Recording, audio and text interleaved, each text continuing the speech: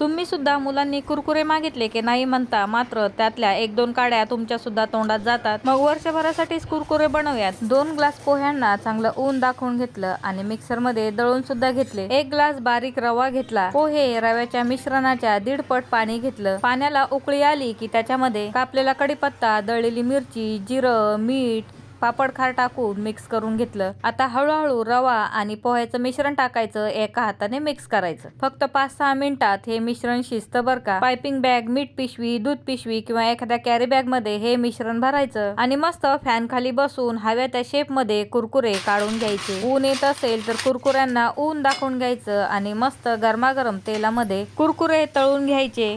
आवडत असेल तर चाट मसाला, लाल मिरची टाकून खायचे किंवा तसे सुद्धा हे कुरकुरे खूप छान लागतात. विकतचे कुरकुरे बऱ्याच दिवसांचं पॅकिंग असतं, त्याच्यामुळे बऱ्याच मुलांना खोकला सुद्धा येत असतो. म्हणून घरच्या घरी एकदम हायजीन पद्धतीने कुरकुरे